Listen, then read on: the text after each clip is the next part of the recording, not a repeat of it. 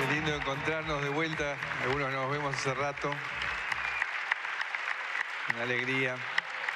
Realmente, muchas gracias por acompañarme en este día especial, lanzamiento de mi libro. Tal vez debería decir mi primer libro, porque estoy pensando en una saga de entretiempo, segundo tiempo, definición por penales, alargue. Dado que el kirchnerismo me hace tanta publicidad a los libros, va a tener que dedicarse un poquito más a este rubro de los libros. Pero realmente este libro lo decidí en los últimos meses de mi gobierno. Está basado en notas, grabaciones que fui haciendo a lo largo de los 4 años, donde expreso preocupaciones, conflictos, emociones. Y a eso claramente se le sumó un largo año de silencio, que también fue un año de reflexión, de profunda reflexión acerca de lo que sucedió, lo que hicimos, lo que no hicimos, lo que pudimos, lo que no pudimos. Y realmente, tal vez como nunca, este libro lo hice con la razón, pero con el corazón, con mucha sinceridad, con mucha honestidad, porque siento que este libro tiene que ser un aporte para muchas cosas y muchos planos. Sé que este es un momento donde estamos focalizados en defender la democracia, la república, las libertades. Pero también en este libro busco que el aporte vaya a reivindicar, reconfirmar esos 2 pilares por los cuales estamos acá, por los cuales para mí este proyecto empezó en el 2003. El por qué y para quién, que claramente es para ayudar a que la gente viva mejor. Y el cómo y el rumbo es aceptando desafiar el status quo. Un status quo al cual yo pertenecía y que no me iba tan mal, pero que claramente no era la solución para la mayoría de los argentinos. Entonces nosotros aceptamos, y fue nuestro motor, transformar la realidad.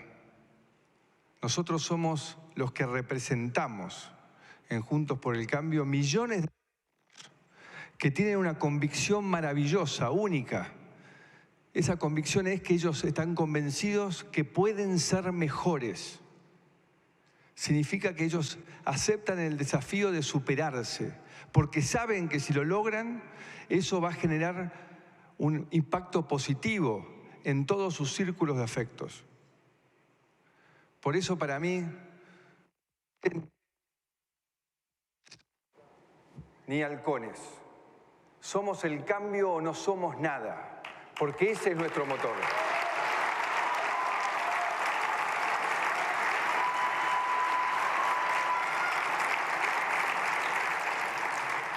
Pero aparte, ser el cambio significa muchas cosas. Ser el cambio es saber dialogar. Dialogar para alcanzar, para construir consensos. Y Juntos por el Cambio expresa eso. Nuestra capacidad de acordar desde las diferencias, maximizando esas coincidencias. Significa trabajar en equipo, gestionar, poner el ego en su lugar y siempre pensando en el para qué estamos acá, que es para ayudar a que los argentinos vivan mejor. Y también querría que este libro fuese un aporte para el equipo que me acompañó, que sin ellos nada hubiese sido posible, especialmente para los valiosos dirigentes de Juntos por el Cambio que tienen vocación de liderar y que con esta experiencia evitemos recorrer caminos que ya no funcionaron y que nos fortalezcamos todos en función de este objetivo que es transformar. Y por supuesto, para los argentinos. En el corazón tengo muchos recuerdos maravillosos, como el del 7 de diciembre. Y ese día nos comprometimos a seguir luchando. Y yo le pedí especialmente a los jóvenes que se comprometan, que participen y que tengan el coraje de siempre expresar sus ideas. Y sobre todo, que nunca dejen de soñar, porque los sueños se hacen realidad. Y también espero que aquellos argentinos que lo lean con la misma sinceridad que puse lo que está ahí escrito, puedan encontrar en qué lugar del cambio ellos se pararon, porque el cambio genera comportamientos ambivalentes. Hecha esta breve introducción, querría pedirle a Pablo que aprovecho a Pablo Beluto y a Hernán Iglesias para agradecerles que me colaboraron con el libro, que nos acompañe, que va a ser el maestro de ceremonia. Pablo. Ahí está. Veo que te recibe mejor que en la Feria del Libro, así que estamos mejor.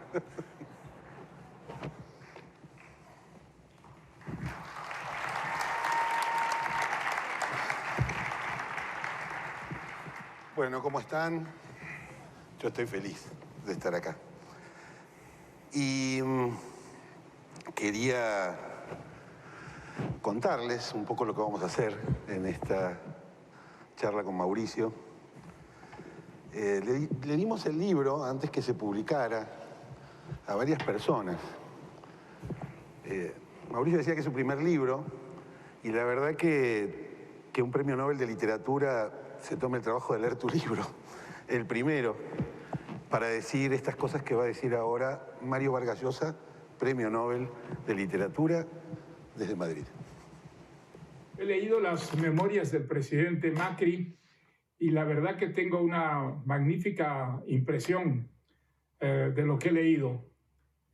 Creo que se puede asegurar en este caso que las escribió él mismo, en lugar de valerse de lo que llaman un escritor negro. Quizá el aspecto más interesante en estas memorias sea su sinceridad.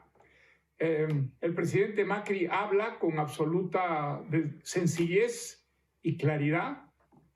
Dicho sea de paso, el libro está muy bien escrito, de su gestión gubernamental y de lo que intentó él y su equipo hacer en los 4 años que estuvieron en el poder. Reconoce los éxitos y también reconoce los fracasos. La política del presidente Macri fue fundamentalmente para modernizar Argentina, para hacer de Argentina lo que había sido en el pasado, es decir, un país enormemente poderoso e importante, y que algo de eso se estaba consiguiendo a través de mucho esfuerzo, por supuesto, en los 4 años que él estuvo en el poder. Como un breve acápite a este brevísimo comentario que he hecho sobre las memorias del presidente Macri, quisiera preguntarle a él si nuevamente en el poder preferiría las reformas radicales hechas de una vez o si seguiría insistiendo en el gradualismo que puso en práctica. Qué preguntita. Es coherente. Bueno, primero, gracias Mario, espero tener la oportunidad de dárselas personalmente en breve en Madrid. Una persona que admiro mucho, que lo he leído mucho, y también El pez en el agua, que fue inspirador. Y es coherente, digo, porque fue la misma pregunta que me hizo en el 2019. Primero quiero hoy decir que definirnos como gradualistas fue una forma muy elegante de disfrazar la enorme debilidad política que teníamos. Haber sido el único gobierno en la historia de la democracia argentina en minoría en ambas cámaras durante los 4 años, no es un récord que a uno le guste, porque la verdad que no nos tocó la versión del peronismo más amigable. Además, en minoría con el empresariado, los gremios, las organizaciones sociales, los gobernadores, los intendentes. Con lo cual, cuando uno mira, debo decir, igual espero que lean el libro porque es mucho más largo el razonamiento ahí, que ambos pueden tener razón, porque hicimos muchas reformas que llevan a que el kirchnerismo básicamente haya dicho que éramos neoliberales, inescrupulosos, Y faltaron otras muchas reformas que la ortodoxia puede decir que, y claramente, hizo que todo no fuese suficiente. Pero también digo decir que esta paradoja es aún más increíble, porque yo puedo reconocer varias personas que las escuché el mismo día a la mañana criticarnos por el aumento de tarifas y a la tarde criticarnos por endeudarnos para financiar los subsidios a la energía. Entonces yo decía, ¿cómo puede ser? Pero bueno, eso nos lleva a otro punto, que no había una conciencia, porque nosotros heredamos un Estado nacional quebrado en términos del coronavirus, asintomáticamente.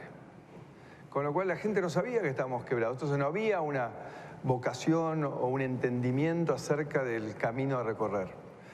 Y eso, bueno, llevó a que todo fuese en la medida en que se podía. Por eso para mí es muy importante hoy transmitirles a todos ustedes que lo bueno y lo malo de lo que está pasando es que el 23 no va a tener nada que ver con el 15, porque no va a haber asintomatismos. Este gobierno con las medidas que está tomando, que no hace más que profundizar la crisis económica y social, va a llevar a un nivel de entendimiento en todos los argentinos que tal vez va a permitir que podamos, con mayor apoyo político producto de las elecciones del 21 y del 23, que Juntos por el Cambio vuelva al poder con una enseñanza adquirida y de esa manera hacer el paquete global de reformas. Ahora, hay un tema que aparece, me tomé el trabajo de contarlo, más de 30 veces en el libro. Hay una palabra que es casi una obsesión, que es populismo. Vos decís varias, no voy a leerle las 35 porque nos vamos a quedar hasta la noche, ya por tienen que leer el libro, los que no lo leyeron todavía, pero te voy a leer 3. El mayor éxito del populismo en estas décadas es haber inyectado en el sistema sanguíneo argentino el virus de la resignación. No esperar nada y no desilusionarse cuando nada ocurre. El populismo es mucho más peligroso que el coronavirus. Esto lo dijiste hace un año. Casi un año después sigo pensando lo mismo. Y hay una que es la que más me impactó porque tiene algo profético. Estamos siendo testigos del fracaso definitivo del populismo. ¿Por qué no lo amplías un poquito? Bueno, lo primero es lo más grave, ¿no? El populismo crece a medida que avanza la resignación. Y nosotros estamos acá justamente para expresar el antídoto a eso, que hay una referencia por la cual no hay que resignarse. No me voy a olvidar, y no sé que si lo puse en el libro, pues ya pasaron unos meses que dejé de leerlo para corregirlo una y otra vez, pero aquella mañana que fuimos con Gaby y con María Eugenia a Gran Buenos Aires, tocamos timbre en Florencio Varela y le hablamos a esas chicas que nos atendieron del Metrobús. Y a mí me quedó marcado a fuego para siempre en la cabeza cuando ella me contestó: no, el Metrobús son cosas de la capital. Acá en Florencio Varela nunca va a haber un Metrobús. Por eso obsesivamente con Dietrich le decía, vamos a terminar el Metrobús, nosotros logramos el de Florencio Varela. Quiero que esa chica recupere la confianza de que puede aspirar a más. Ese es un éxito terrible del populismo, llevarte a la resignación.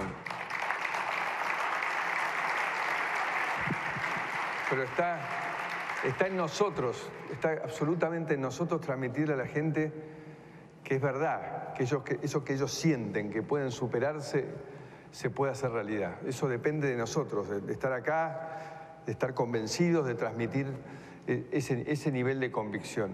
Pero tenemos que saber que el populismo trabaja sobre destruir el futuro para vivir un efímero presente, y eso hace muy difícil las cosas, porque cuando ellos terminen de fracasar, dejan verdaderamente tierra arrasada. Entonces es muy difícil reconstruir todo. Pero esta vez, para mí es el final, porque este proceso de falsear la realidad, porque me acuerdo mucho también una conversación que tuve, creo que fue el 2017, Petera empezó a conseguir conferencias con intelectuales del mundo, y la verdad que eran muy interesantes. Y la vez esa fue con Yuval Harari, tipo muy joven, muy brillante, que muchos lo han leído. Y él sabía todos los indicadores económicos del 2015, ¿no? La falta de reservas, la falta de energía, el default, el desastre de las tarifas. Siempre me dijo, todo eso es nada, presidente, al lado de lo peor que le ha hecho el populismo. Y lo peor que genera el populismo, que es la destrucción del valor de la palabra. Porque no se puede hablar sobre hechos reales. Ellos se rehúsan a tener una discusión sobre elementos científicos. Ellos construyen su propia verdad. Y este es el problema que enfrentamos hoy, que lo vemos todo el tiempo en la discusión, que nos dice una cosa un día, otra cosa otro día, y se contradicen, y no tienen memoria, no tienen registro, no les importa. Y luchar con eso realmente es complejo, muy complejo, porque genera una enorme confusión, ¿no? Entonces, es un camino que cuesta, porque uno a veces tiende a pensar, y vos lo decís en el libro, que el populismo se reduce al kirchnerismo. No, es una expresión. El kirchnerismo es una expresión final. Yo estoy convencido que es una expresión final del populismo en la Argentina, que la Argentina entra en un sendero de 20 años de crecimiento racional, responsable.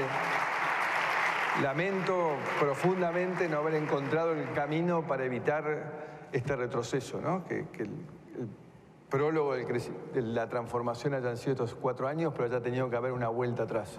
Pero ahora estoy convencido que, estando ellos en el poder, sin recursos, porque esta vez la cantidad de cosas erróneas que están haciendo no les alcanza ni un precio excepcional de la soja.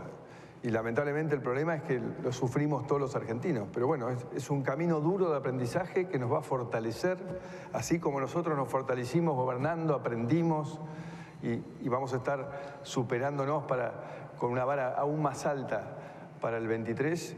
Los argentinos en su conjunto habrán madurado y hemos madurado en esta experiencia. Vamos a otra persona a la que le pedimos que leyera Primer Tiempo antes de que saliera, que de paso les cuento que hoy se decidió la 3ª edición. En 24 horas salió el libro ayer, ya hay 75.000 ejemplares, que es, para los que no conocen, acá hay muchos que han escrito libros, pero para los que no conocen los números del negocio editorial, eso es un mega éxito de esos que hay muy de vez en cuando.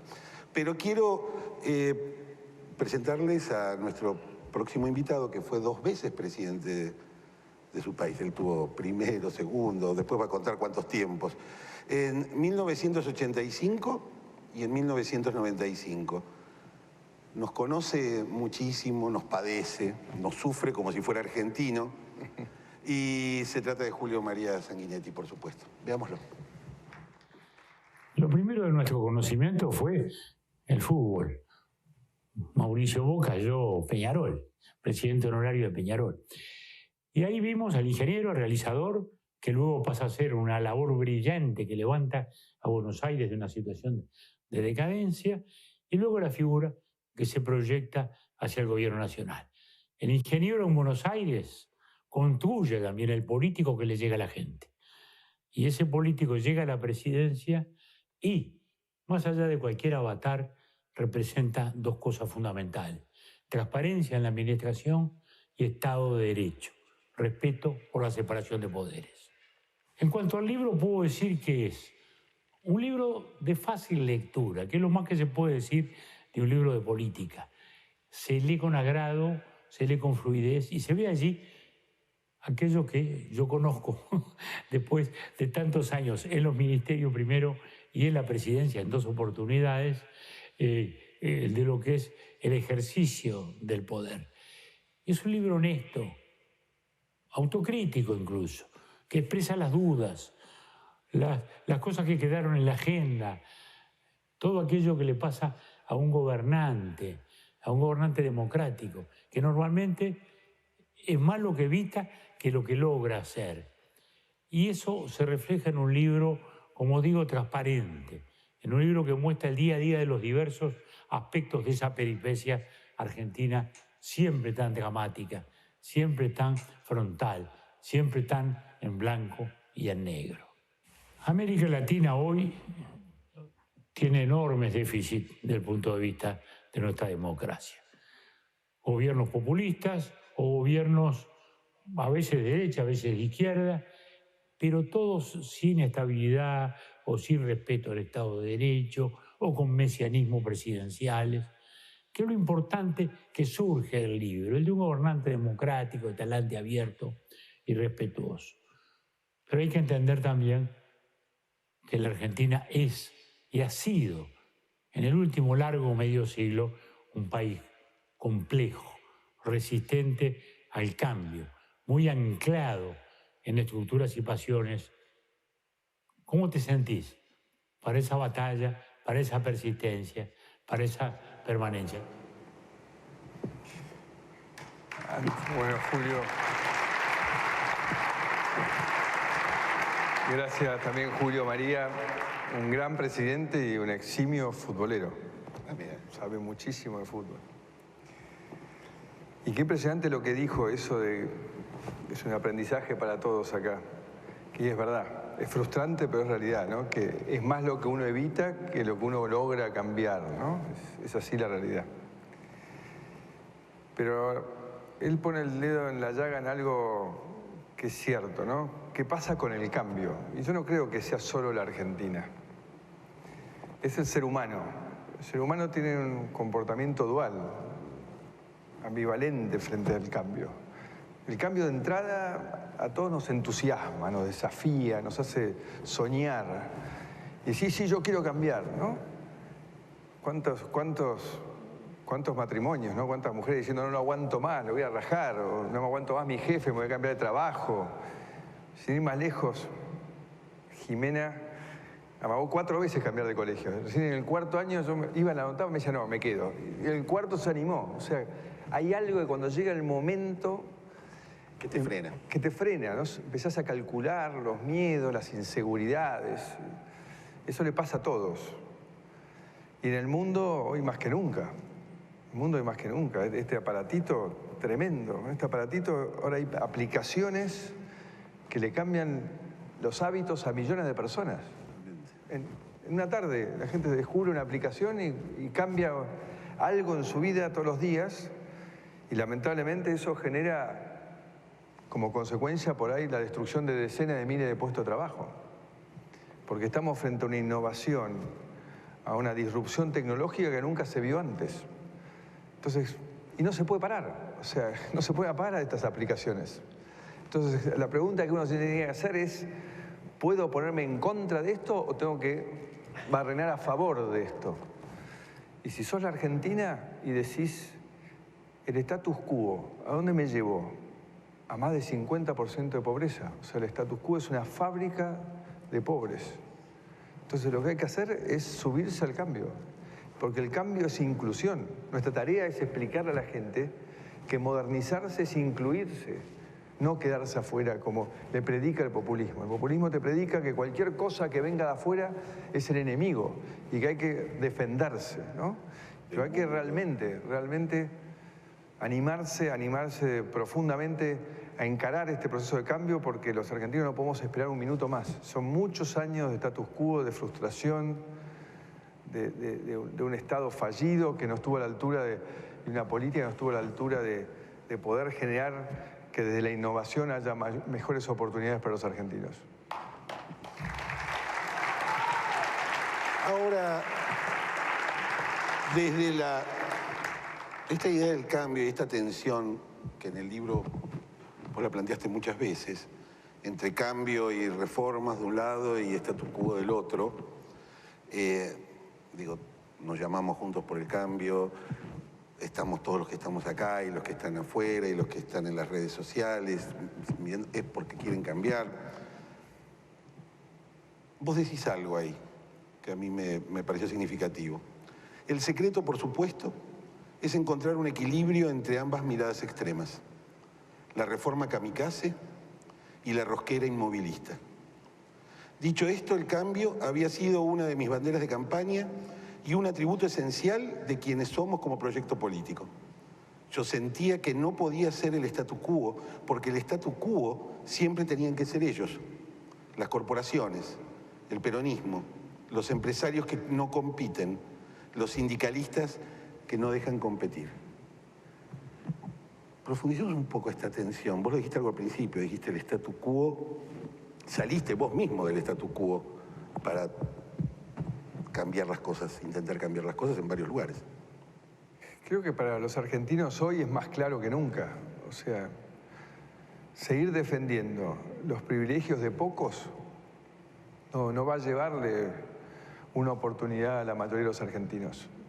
Esta Argentina cerrada, estos empresarios, o por lo menos un sector amplio de los empresarios que perdieron la autoestima y ya no se sienten capaces de competir y que tienen que recurrir a una regulación que los aísle del mundo y trasladen toda su ineficiencia a los ciudadanos que están cautivos acá y que no se los toma como un ciudadano de primera, un consumidor al cual hay que satisfacer, sino alguien que tiene que arreglárselas y adquirir lo que existe acá al precio que esté acá. Eso es un camino que ya lo hemos recorrido demasiadas décadas, y tenemos que realmente conseguir un consenso social para encontrar el equilibrio, porque el camino del cambio es todos los días, ¿no? Yo también siempre lo digo. Ser campeón, lo maravilloso no es el día que salís campeón, sino cada partido que vas ganando. Y esto es lo mismo, es entrar en un modelo de sociedad en la cual codo a codo, hombro a hombro, estemos todos cambiando la realidad todos los días y sintiendo que nos miramos y dimos otro paso, y ya ese hecho de mejorar te genera un estado de felicidad totalmente distinto que el de ponerte una meta imposible y frustrarte, e ir detrás de discursos mágicos, buscando el atajo. No existen los atajos, no existe la magia ni los atajos, existe la cultura del trabajo, el trabajo en equipo, el respetar al otro dentro de una Argentina previsible.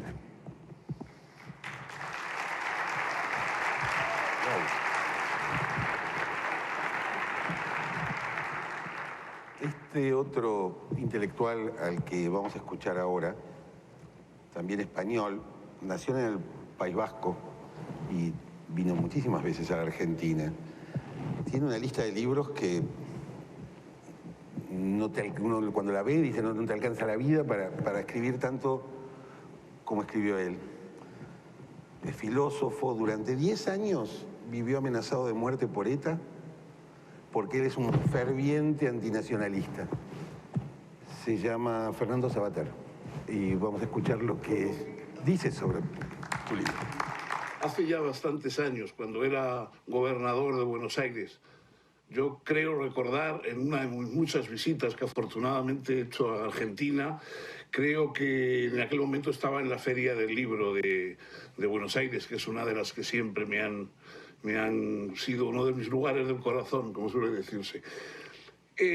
Bueno, y entonces estuve hablando con él y en primer lugar me impresionó muy gratamente el que era un político distinto a lo que yo había conocido habitualmente, es decir, ese, digamos, potaje peronista que es el plato casi obligado de la política argentina, pues él tenía un tono bastante diferente, era un menú diferente a ese.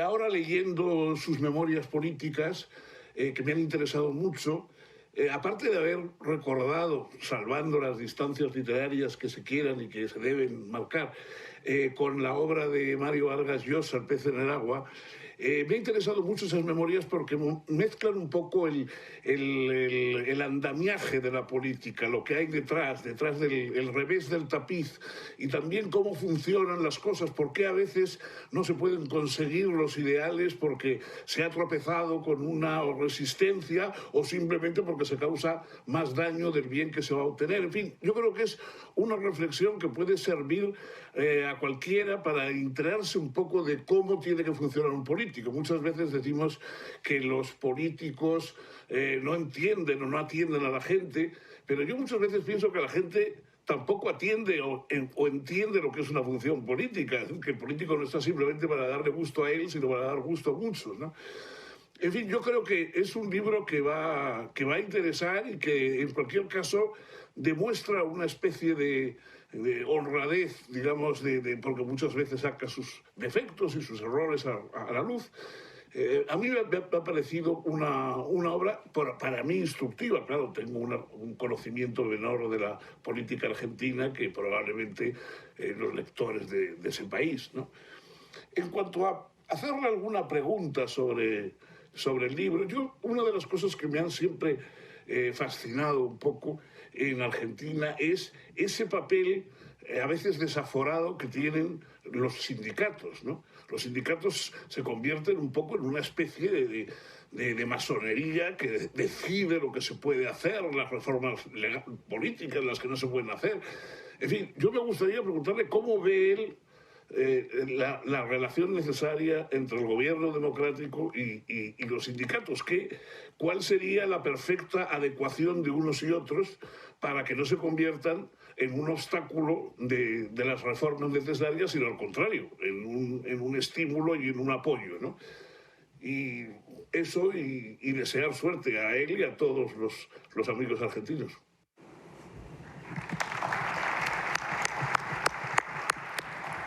¿Qué preguntita? Me acuerdo de esa reunión que tuvimos. Sí. Bueno, muchas gracias por los comentarios, señor Sabater. Primero quiero rescatar algo que dijo al principio, ¿no? Que creo que es importante para todos. El rol del político, ¿no? La importancia para una sociedad de reconocer a sus líderes, ¿no? Que sin líderes políticos sanos no hay futuro, ¿no? Y que también eso... Pero también la no comprensión radica en la pérdida de autoridad también. Entonces creo que es un proceso de construcción de confianzas que hay que restablecer en la Argentina, claramente. Y los gremios. Yo diría que... Buenos muchachos, los buenos muchachos en el libro. Los buenos muchachos. Yo diría que lo más paradójico es que el conjunto de ellos, especialmente los del sector privado, entienden la problemática global. La entienden. El tema es la decisión a ceder, devolver privilegios que han ido acumulando durante décadas, frente a la posibilidad de, 10 minutos más, 10 minutos más. Ellos son los primeros que saben que el sistema argentino está trabado, que no genera empleo formal hace ya rato y que aumenta el empleo informal. ¿Qué es la falta de voluntad de perder privilegios? Y sí, la situación cómoda, las segundas líneas, porque viajamos también con ellos por el mundo. Creo que en el libro pongo que fuimos a Holanda, Alemania, Italia, España, y en todos los lugares ellos acordaban y estaban pero muy interesados y reconociendo que la modernización de sus legislaciones les había permitido avanzar en la generación de empleo. Y volvimos acá y nos dejaron de garpe, como se dice, en el Senado un par de veces, no una, 2 o 3 veces para hacer la reforma que nunca avanzaron. Pero también esto va al fondo de la cuestión, ¿no? Acuerdos sí o acuerdos no. Que ahí en el libro, espero que lo puedan leer porque le doy mucho vuelta al tema este, ¿no? Porque la verdad que, de vuelta insisto, nosotros no necesitamos rendirle cuentas a nadie de nuestra vocación de diálogo porque estamos acá porque supimos dialogar y supimos construir consensos. Pero eso tiene sentido para romper el status quo, para generar transformaciones de raíz que nos permitan progresar, que nos permitan al cabo de X años reconocer que hay muchísima menos pobreza en nuestro país. ¿Nos sirve un acuerdo para sostener el status quo? Tengo un acuerdo de gobernabilidad para que nada cambie. Ese es el peor virus que nos puede contagiar a nosotros. Vos en el libro mencionás incluso situaciones concretas y reales de intentos de acuerdo, de fracasos de esos acuerdos. De hecho, hay mucha gente que dice, no, los políticos tendrían que acordar, tendrían que sentarse a una mesa, ponerse de acuerdo. Pero también vos decís esto. Nos decían que había que hacer un acuerdo político cediendo espacios de poder y moderando las ambiciones reformistas. Me costaba encontrarle el sentido. Tuvimos ofertas de acuerdos de gobernabilidad, pero nunca tuvimos ofertas de acuerdos que incluyeran las reformas esenciales que necesitaba el país. ¿Por qué no se lograron esos acuerdos? Sin duda. Sin duda, nunca estuvo una oferta para acordar reformas profundas para darle estabilidad al funcionamiento de la economía argentina, transparencia a todos los niveles de las administraciones públicas. Ese acuerdo no existió porque la fuerza por el status quo todavía era muy grande. Y todavía, con el asintomatismo con el cual se habían ido, no había un consenso general para hacer esas reformas.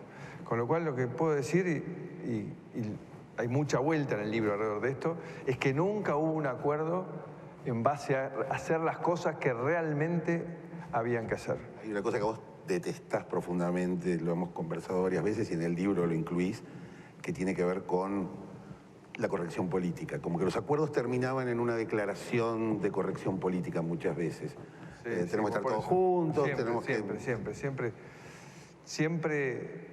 Bueno, estamos en una época, y lo hemos hablado con más de uno, donde la dirigencia política en el mundo, no solo en Argentina, tiene más aberración al riesgo que los financistas, que un banquero. O sea, es una locura. O sea, ningún dirigente quiere asumir ningún riesgo. Todo el mundo ve para qué lado va la corriente y yo me pongo ahí o veo la encuesta última y actúo en consecuencia. Y la verdad que cuando uno tiene que liderar y está convencido de que para allá es el rumbo, para generarle una mejor calidad de vida a tu gente, una mejor oportunidad, incluir todos los días a alguno más en un trabajo honesto, estimulante, gratificante, reivindicante. Tenés que hacerlo. Y cuando yo escucho, no, hicimos lo políticamente correcto, lo que yo puedo decir en mi historia política es que 99 veces de cada 100, cuando hacen lo políticamente correcto, joden a la gente.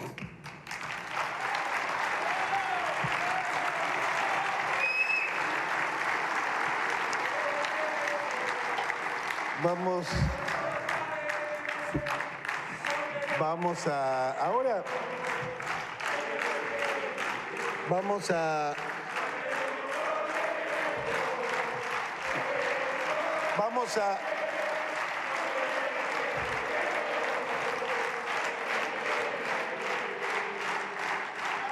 Vamos ahora a...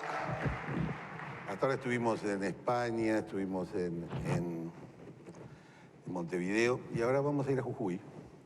Los que siguen la realidad o la realidad de Twitter o la realidad a través de Twitter probablemente van a reconocer a Rosario Agostini.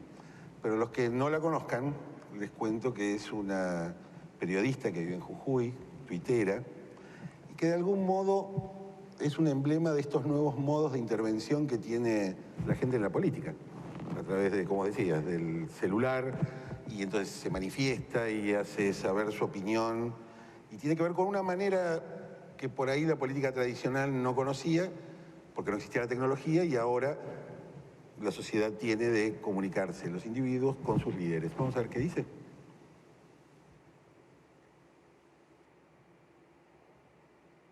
En agosto del 2019, después de las PASO, recuerdo que me sentí abatida, porque a veces el resultado electoral te va marcando que a lo mejor todo lo que habíamos logrado había sido en vano, que a lo mejor aquellos que habían puesto el cuerpo y su testimonio para contar la historia, para que se supiera la verdad, bueno, otra vez estarían en riesgo. Tuve la sensación de que todo lo que habíamos hecho no había valido la pena. Y en ese marco en el que la verdad no me sentía bien, me suena el teléfono.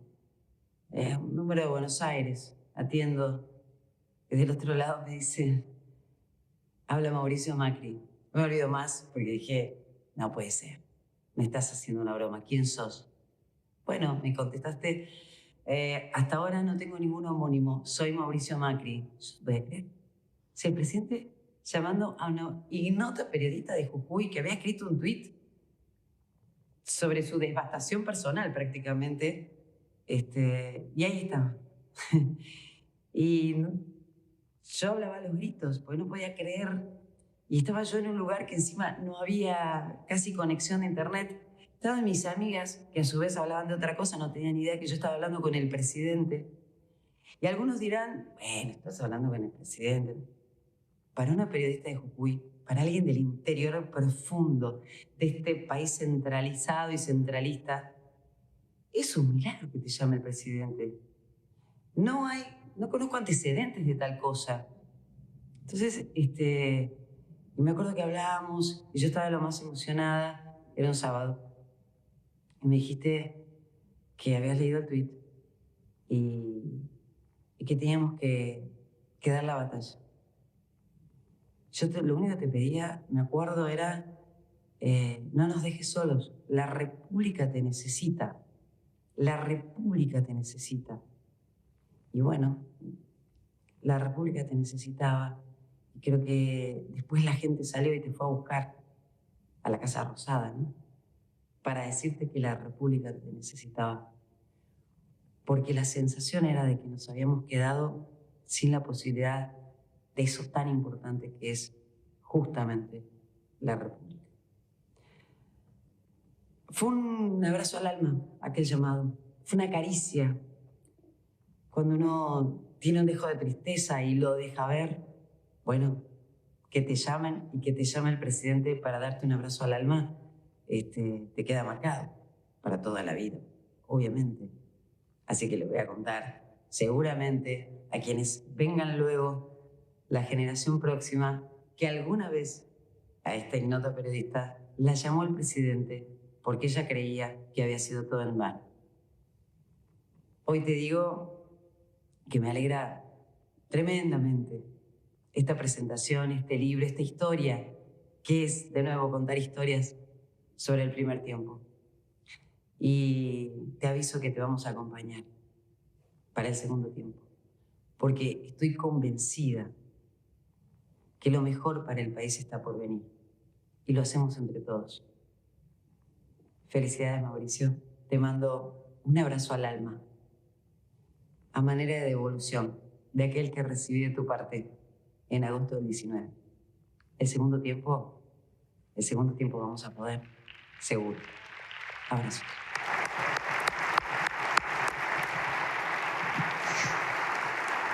No la conozco. ¿No la habías visto? Todavía no tuve la oportunidad de conocerla, a Peponila. Ahí está. @Peponila. Peponila te cuenta algo a lo que vos le dedicás un capítulo entero, que tiene que ver con tus encuentros con la gente y con el impacto emocional que esos encuentros, esos abrazos al alma, los que contabas hace un ratito con María Eugenia y Gaby, y tantos de los cuales han participado tantas personas, que algunos de los cuales creo que están por acá, ¿no? Algunos de aquellos que te conocieron en los mano a mano. Y después contás también algo que muchos probablemente no sepan, que es que cuando en los momentos duros te reunías regularmente, te lo contás en el libro, con los que llamábamos los desencantados, los que habían confiado, habían votado, pero sentían que el cambio no les llegaba. Y después contás que a partir del 24 de agosto del 19, un poco lo que decía Peponila, cuando la gente te fue a buscar y vinieron las marchas del Sí se puede y vino esa arremetida final que no alcanzó para ganar, para dar el balotaje, pero que alcanzó para muchas otras cosas que pasaron después. Y ahí decís que te transformó, que te cambió. ¿Y en qué te cambió? No sé si puedo verbalizarlo. Es muy difícil. No sé si en el libro lo logré. No lo voy a lograr, menos lo voy a lograr ahí, hoy acá. Pero Peponila lo dijo muy lindo. Fue como una caricia al alma. Ese 24 de agosto que estábamos en la quinta, tratando de distraernos después de ese shock, esa paliza, esos momentos tan tristes de sentir qué pasó, ¿no? Y de golpe dijeron, la gente está llegando a Plaza de Mayo. Unos decían vení, otros decían no sabemos. Cuando yo prendí el televisor y vi, dije, bueno, yo tengo que ir. No sé qué pasa, pero tengo que ir. Y ahí arrancó como un viaje que, no sé, honestamente, esos momentos en que se te acelera todo y que vos estás como en otro plano, en otro mundo. Fue como un viaje espiritual en el cual me abandonó el ingeniero y me transformé en alguien que en vez de recibir demandas para terminar una ruta, una cloaca, un internet, estaba conteniendo este sentimiento de Peponila, de decir, no, esto no puede ser, nosotros tenemos derecho a tener un futuro mejor, ¿no? Entonces yo pasé a tocar a la gente y sentirla con el corazón totalmente, ya directamente en carne viva, sintiendo cada momento y además lo que sí pude ir viendo es como todos ustedes iban reconvirtiéndose, porque yo veía que llegaba a un lugar y encontraba un trapo de piso y de golpe se me levantaban todos, ¿no? Y estaban todos de vuelta entusiasmados para volver a recorrer, ¿no? Y nos fuimos reconstruyendo de la mano de ese sentimiento que por suerte no le agarra el bicho este de la resignación, no lo pueden volver a sujetar. La gente siguió, lo vimos en Formosa hace pocos días, lo vimos en las marchas de todos este año y meses. Esa sana rebeldía salió y ya está, y no se va a poder parar porque esa sana rebeldía nos va a llevar a construir esa Argentina que todos nos merecemos.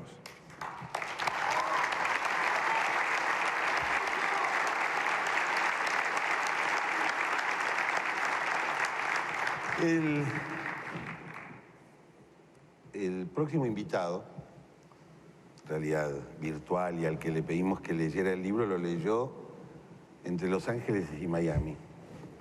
Pero sin embargo, como Peponila, es un tuitero intenso que está todo el tiempo expresando su opinión.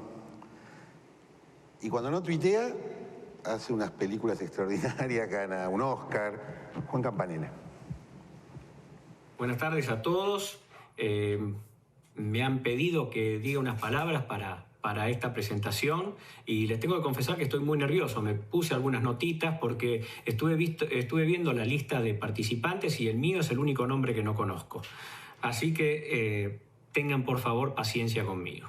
El gobierno de Cambiemos, el de Mauricio, fue mucho más que una lucha contra el narcotráfico como la que nunca se vio ni antes ni después en la Argentina. Voy a pedir prestada una frase de mi amigo Javier Navia, que dijo que el gobierno de Cambiemos fue un gobierno con errores, como todos, pero con aciertos como ninguno. Durante 4 años, y solo por mencionar algunas cosas, vimos a sindicalistas y empresarios enjuiciados por corrupción. Quizás a algunos de ustedes que vivan en Suiza y en Noruega esto le parecerá normal, pero para nosotros era digno de la Argentina Año Verde de Aldo Camarota. Ningún votante o artista de la oposición fue nunca perseguido por su posición política, y no por tuitear solamente, sino por hacer actos, por ejemplo, en los que se decía que la patria estaba en peligro. Muchos jubilados, ninguneados durante años, tuvieron su reparación histórica. Lamentablemente mi padre falleció antes, en su 10º año de juicio al Estado, pidiendo la jubilación que merecía y por la que había pagado y que nunca recibió. Recuperamos la soberanía energética. Este es otro tema importantísimo. Quizás parece una cosa fría o muy técnica para mucha gente, pero Argentina fue siempre autoabastecida en cuanto a la energía. La habíamos perdido en el 2008. Durante el gobierno de Cambiemos la volvimos a recuperar. El año pasado la volvimos a perder. Vimos al jefe de gabinete presentarse todos los meses en el Congreso y bancarse todas las preguntas, los gritos, los insultos que sea necesario. Esta también sería una práctica que sería lindo poder seguir. Vaca muerta, recuerdan ustedes, iba a ser un nuevo campo. Ahora es una vaca muerta. Y todo esto en medio de una oposición cerril, violenta, cuyas manifestaciones podemos recordarlas, la del 18 de diciembre, podemos recordar todos al Gordo Mortero, boicots en todos los niveles del Estado y una situación económica que, a pesar de varios traspiés propios y de contexto, iba mejorando de a poco. Ya no estamos en ese gobierno, el contexto es muy distinto, perdimos la soberanía energética, a los delincuentes ya no se los persigue, se los libera. Pasamos del gobierno de los CEOs al gobierno de los amigos sin conocimiento. El avance contra la justicia es digno de una republiqueta bananera y hasta hemos llegado a lo más bajo a lo más bajo a lo que pensábamos que nunca jamás íbamos a llegar. En un contexto de pandemia donde hubo más de 50.000 muertos, se robaron las vacunas para vacunar a amigos y militantes. A eso hemos llegado. En fin, nos quedan 2 consuelos. Uno de ellos es leer Primer Tiempo y enterarnos al detalle de toda la trastienda de las decisiones que se fueron tomando en todos esos años cuando algunos, muchos, soñábamos que íbamos a recuperar la República. Los errores.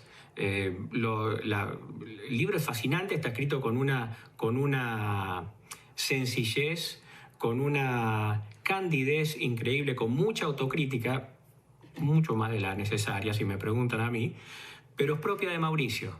Y esto se lee como una novela apasionante. Realmente muchas de las cosas que queríamos saber en ese momento nos vamos a enterar ahora.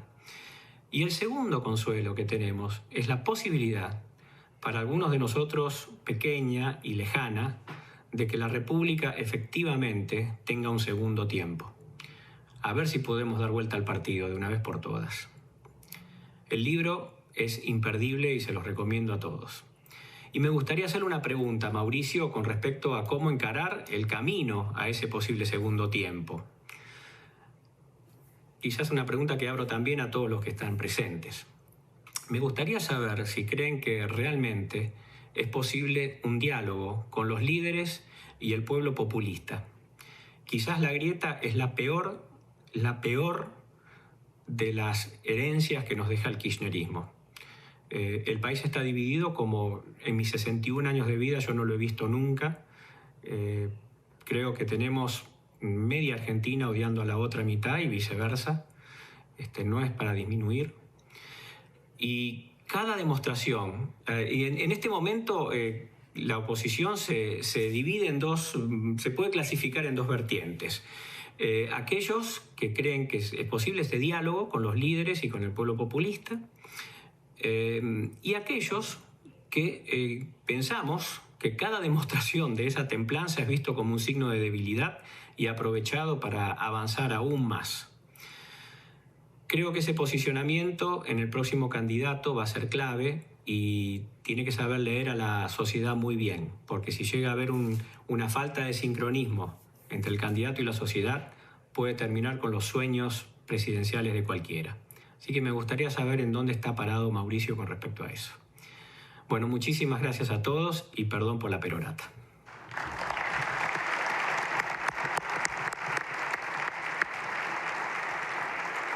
Bueno, él tiene una posición bastante tomada, ¿no? Sí, sí, en materia de aves. Sí, de ave, pero la verdad es que, como lo dije en la introducción, yo creo que necesitamos los halcones, las palomas, los gorriones, los picaflores, hasta las gallinas necesitamos, mira, necesitamos todo.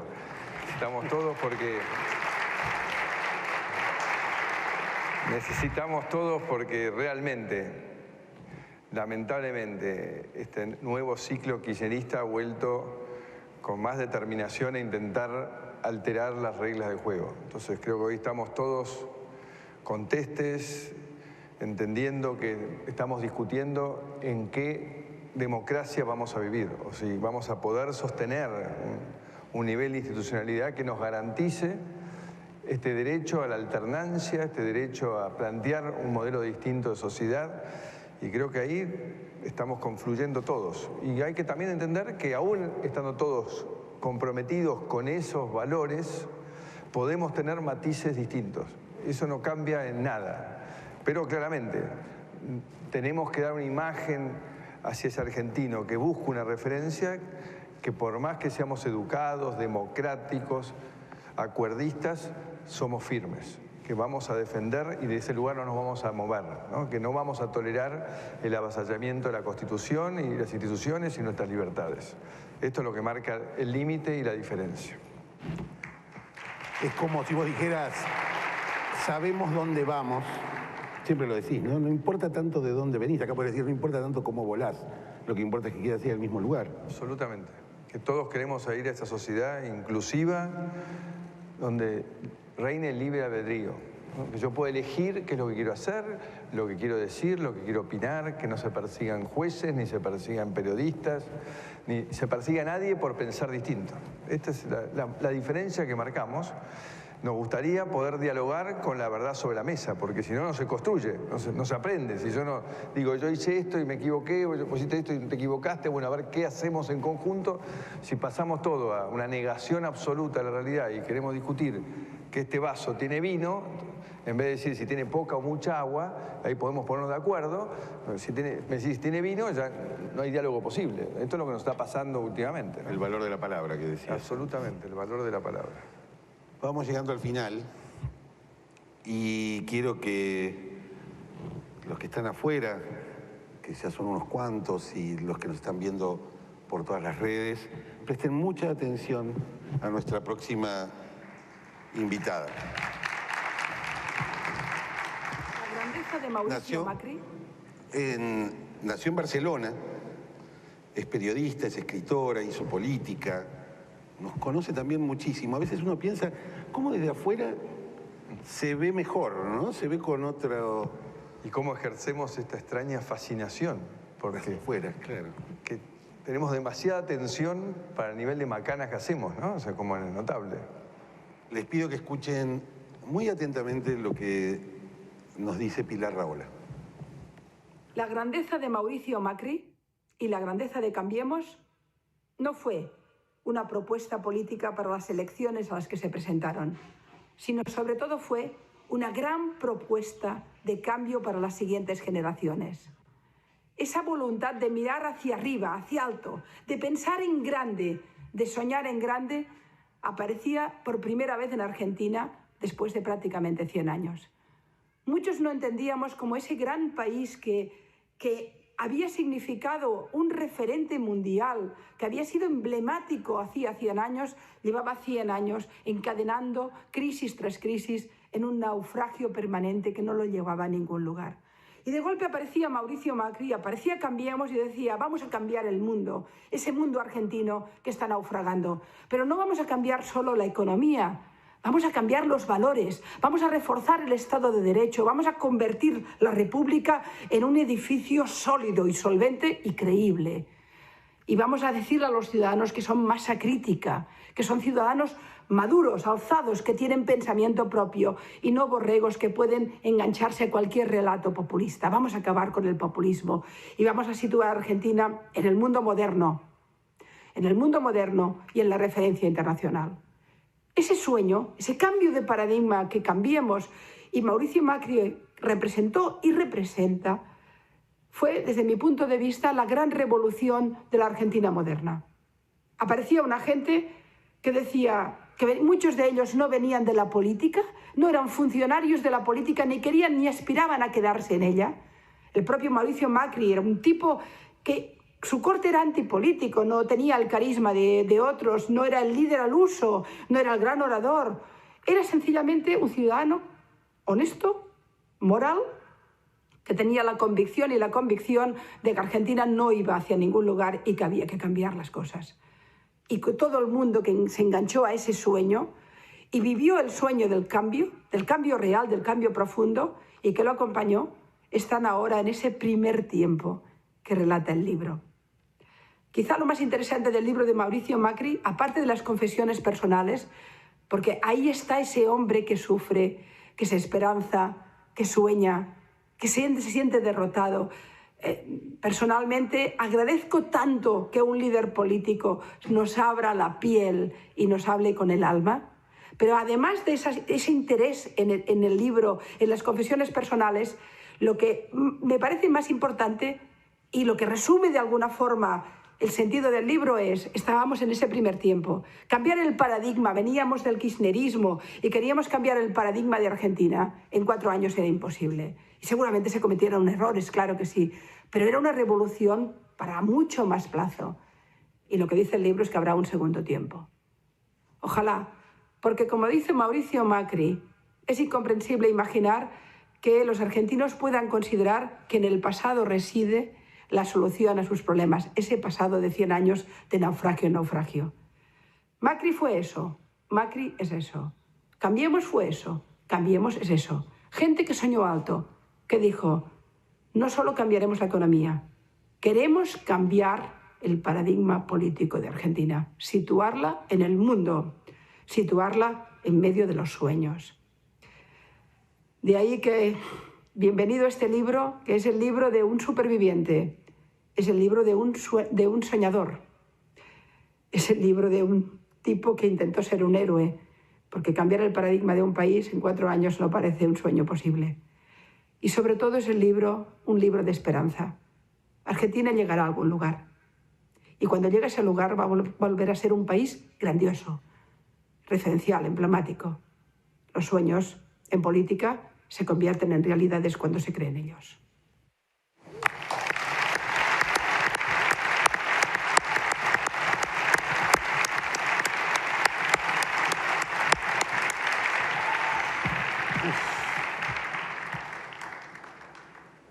Nos deja, confieso que emocionados. ya lo había visto y me vuelve a...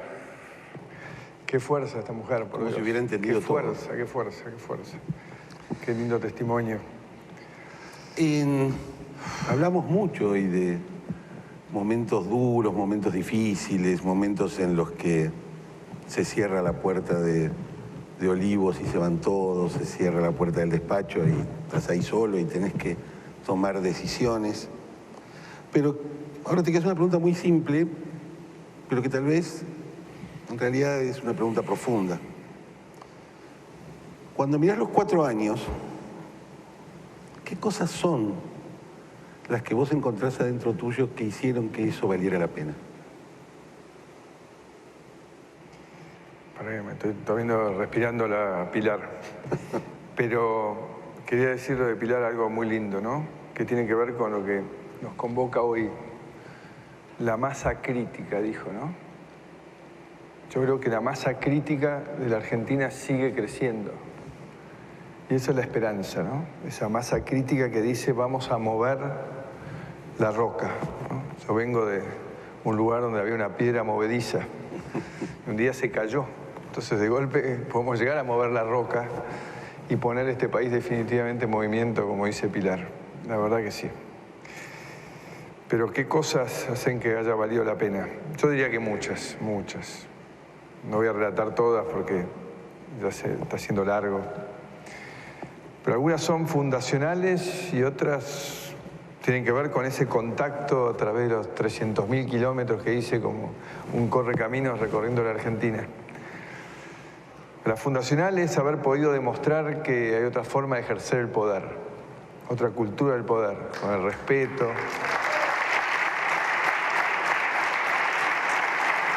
Nunca con nosotros se sintió incómodo un periodista, perseguimos a un juez, a alguien que piense distinto. Buscamos realmente tener una excelente relación con el mundo y ser transparentes. Y eso nos valió un montón de respeto. Eso para mí es algo fundacional porque convivimos de esa manera y mucha gente hoy te dice queremos volver a esa forma de convivencia. Y claramente además eso da resultados increíbles porque ese momento del Ala San Juan, acuérdense lo que fue esa crisis, ese momento que vivimos, esa tragedia, y de golpe ver el mundo entero acudir a ayudarnos, sin importar ideologías, distancias geográficas, llegaban equipos y equipos que costaban muchísimo dinero movilizarlos y solamente por decir queremos ayudar a los argentinos. Fue un momento tremendo, tremendo, tremendo. Y eso porque nos acercamos al mundo. Todo lo opuesto, ¿no? Todo lo opuesto a lo que, que estamos viviendo hoy, que ¿por qué no tenemos con ese nivel de relación, esa política externa, seguro que hoy teníamos igual o más vacunas que Chile para todos los argentinos?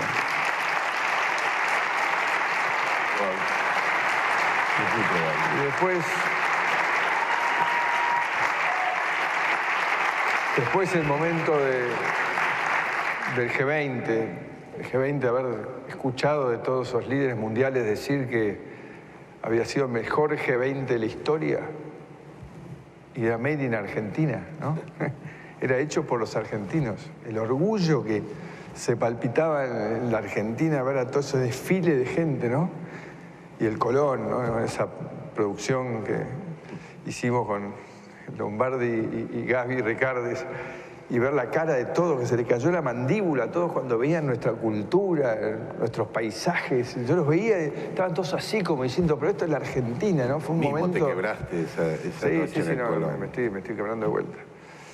Y después, bueno, recorrer el país y ver la cara de alegría de ese que rescatábamos, la resignación, ¿no? El de hace 20 años que esperamos el puente, hace 30 que esperamos la ruta, hace no sé cuánto la cloaca. O cuando recorríamos llevando internet a esos cientos de pueblitos, ¿no? Ese de Mendoza, era Bardas Blancas, ¿no? Era Bardas Blancas, ¿no? Lugar maravilloso, y los chicos diciendo nos conectamos al mundo, ¿no? A partir de ahora tenemos acceso a toda la información del mundo y los padres felices. Estamos, no sé, un lugar mágico, pero muy inaccesible, ¿no? Entonces esas cosas, esos momentos fueron únicos, irrepetibles, pero lo que tenemos que todos rescatar es que fueron años donde pudimos mirar los problemas de frente, ¿no?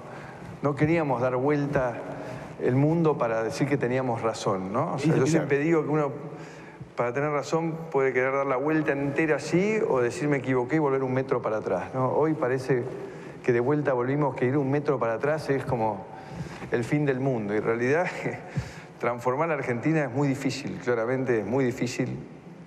Seguramente cometimos errores y aprendimos de los errores, pero negando los problemas nunca vamos a poder progresar. Esa es una realidad. Así es.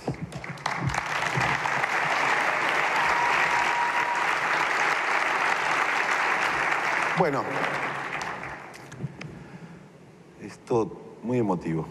Antes de pasar a esta última pregunta, yo quiero dedicarme un minutito a agradecerle a los gobernadores que están acá, al jefe de gobierno de la ciudad, a los senadores y diputados de Juntos por el Cambio, a los integrantes de la mesa de Juntos por el Cambio, a los miembros del gabinete en el que yo estuve, en el que trabajó con María Eugenia, en el que trabaja con Horacio, que están aquí acompañándonos. También le quiero agradecer a nuestros ex embajadores que también están por acá, a la gente de Planeta que confió desde el día 1 que los llamé y les dije, parece que Mauricio quiere hacer un libro, a Gastón Echegaray, a Ignacio Iraola, al SEC, el lugar donde estamos, este lugar maravilloso de la ciudad, que hicieron un gran trabajo para que podamos estar aquí cuidándonos y compartiendo este momento estando juntos, pese a que tengamos las sillas a la distancia correspondiente. Máscaras que nos permiten no compartir una sonrisa. No ver las sonrisas. Una lástima. También a Gabriela Ricardes, que se ocupó de organizar todo esto maravillosamente bien, y a todo el equipo de Ferde Andrés, que también anda por ahí, y a todos los que están en este momento seguramente tan emocionados como nosotros aquí en la Plaza Brasil, aquí al lado, en sus casas, con sus teléfonos, con sus pantallas, siguiendo todo esto. A través de Twitter, de Facebook, del Facebook del PRO, de las cuentas de Planeta, del YouTube de Mauricio, de Instagram, y por supuesto a todos ustedes. Vamos a tener una última pregunta, pero les pido que cuando salgamos despacio, manteniendo la distancia, que nos cuidemos. Tenemos que ser ejemplares en eso, no nos amontonemos. Tenemos una sorpresa para los que están afuera. Mauricio va a ir a saludarlos después, así que aguanten un cachito. Y ya que Sanguinetti fue 2 veces presidente, lo dejamos hacer 2 preguntas. Vamos con la segunda, que es una que estoy seguro que se la hicieron 9 de cada 10 de los que están siguiéndonos. Mauricio, esto es primer tiempo. Yo estoy en el 5.º tiempo, que no pensaba todavía jugarlo. Había jugado 4, ahora estaba dedicado a la historia y tuve que introducirme para intentar el armado de una coalición de gobierno que felizmente hoy está en el gobierno. Tú has contado el primer tiempo. ¿Cómo ves el segundo? ¿Desde qué perspectiva? ¿Desde qué horizonte? Primero, primer tiempo, como título, refleja mi esencia futbolera. Segundo, claramente descubrí cuando lo pensé que iba a ser provocativo. Pero claramente lo que marca es que hay un segundo tiempo del cambio, un segundo tiempo de la transformación. Que la transformación empezó y va a continuar.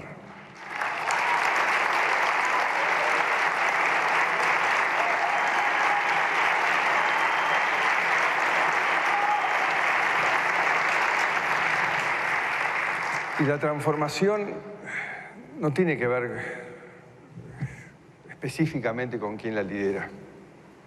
Tiene que ver con el compromiso de muchos, ¿no? Porque de vuelta, no hay uno que va a hacerse responsable. Hace poco alguien me decía que la Argentina siempre creyó en la magia y en los salvadores. Y él me decía, tal vez al muerto Diego, que fue el último salvador, hemos perdido a nuestro último gran ídolo deportivo. Asumamos que todos tenemos que poner nuestro cachito, ¿no? Y todos tengamos que poner el hombro para lograr esa transformación definitiva que Pilar Rahola también describió y que el mundo entero espera, porque el mundo entero dice, ¿cuándo va a aparecer este gigante en potencia, ¿no? ¿Cuándo se va a hacer realidad? Entonces quiero decirles que es un tiempo de unirnos, de compactarnos, los argentinos, juntos por el cambio, que es la referencia de vuelta que tiene que hacerse cargo de la esperanza, con mucha generosidad, sin personalismos, para dar esta discusión de fondo, entendiendo que más allá de que hoy tengamos, yo diría que es como un escuadrón de demolición que va desanudando, me decía alguien el otro día, todas las cosas que nosotros sí logramos que funcionen, también las van desanudando día a día. Que es triste, que es doloroso, que es costoso, que mucha gente lo sufre, pero tenemos que tomarlo con una sabiduría oriental como parte del camino de aprendizaje. Y estar seguros y confiados de que si supimos tener una política exterior de excelencia, si supimos poner al narcotráfico contra la pared y sacarlo de los barrios humildes y devolver la libertad a la gente, si supimos una revolución en la educación o en la infraestructura, conectar con internet y 4G a todo el país, o poner los aviones para que gente llorase porque volaba por primera vez, y qué sé yo, algunas cosas más, y un Estado más moderno, lo vamos a poder volver a hacer. Y lo bueno es que ahora con este aprendizaje, y espero que este libro ayude a compartir este aprendizaje, porque tengo mucha confianza en todos estos dirigentes que están hoy acá presentes. Conozco muchos de cerca y he tocado que realmente tienen una vocación, que realmente sienten ese amor que hay que tener por la Argentina y por hacer algo bueno por su vecino. Yo espero que con este libro ayude a dar por terminado ese primer tiempo de reflexión, de duelo, de búsqueda, y que entendamos que ya empezó el segundo tiempo, que ya ni siquiera estamos en el entretiempo, está en el segundo tiempo, el 21.